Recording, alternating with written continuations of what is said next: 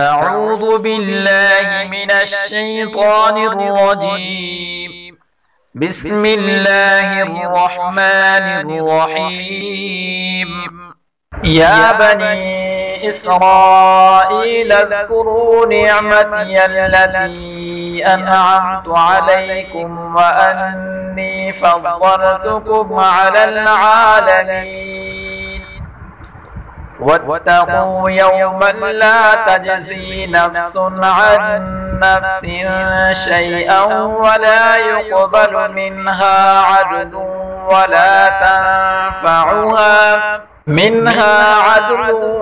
ولا تنفعها شفاعة ولا هم ينصرون.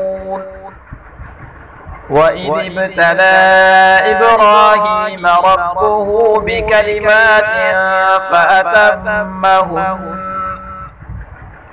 قال إني جاعلك للناس إماما قال ومن ذريتي قال لا ينال عهد الظالمين.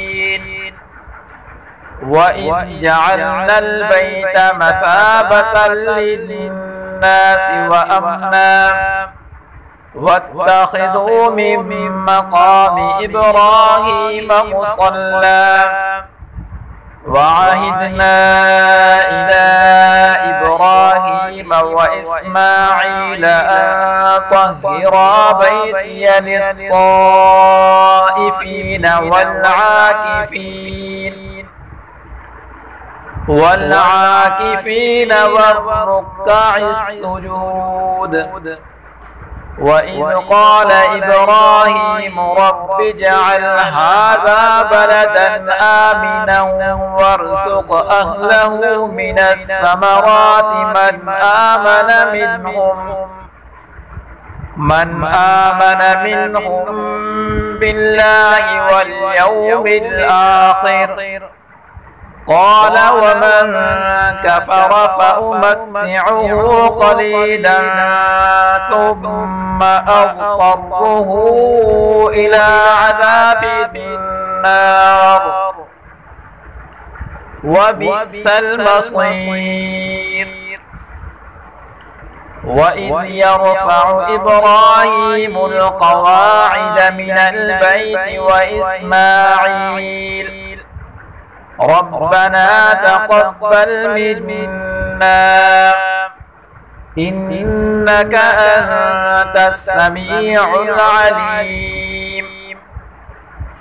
ربنا واجعلنا مسلمين لك ومن ذريتنا أمة مسلمة لك وأرنا مناسكنا وتب علينا إنك أنت التواب الرحيم. ربنا وابعث فيهم رسولا منهم يتلو عليهم آياتك ويعلمهم الكتاب والحكمة ويزكيهم إنك أنت العزيز الحكيم.